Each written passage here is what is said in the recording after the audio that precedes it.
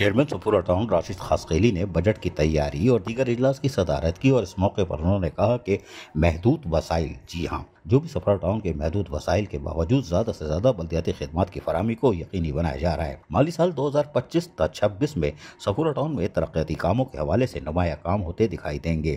اس لحاظ سے ایسا متوازن بجٹ بنانے کی کوشش کر رہے ہیں جس میں ترقیاتی کاموں کے لیے خطیر رقم رکھی جائے گی۔ ساتھ ہی لوکل ٹیکس ریکوری کے محکمہ جات میں بہتری لانے کے لیے اصلاحات کی گئی ہے، جس سے اس سال کافی بہتری آئے گی۔ اسے مزید بہتری کی جانب گامزن کر رہے ہیں۔ ٹاؤن میں جو مسائل موجود تھے اسے کافی حد تک باہر آ چکے ہیں۔ ٹاؤن میں ملازمین ڈیوٹی پر حاضر کرنے کے بعد میونسپل سروسز کی فراہمی پر مامور کر دیے گئے ہیں۔ انہوں نے کہا کہ ایک اور اجلاس سے خطاب کرتے ہوئے انہوں نے باقاعدہ کہا کہ ہریالی کی فروغ بنیادی ترجیح ہے۔ سفورہ ٹاؤن میں گرین بیلٹس، چوراہوں اور پارکوں کی بہتری پر کام بھی کیا جا رہا ہے، جس سے بہتری کی جانب گامزن کیا جا رہا ہے۔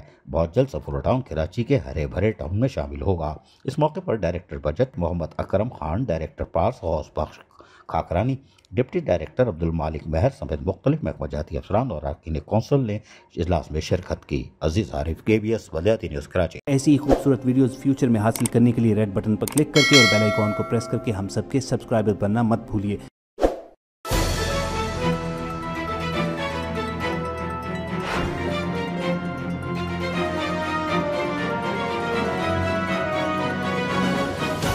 KBS بلدیاتی نیوز۔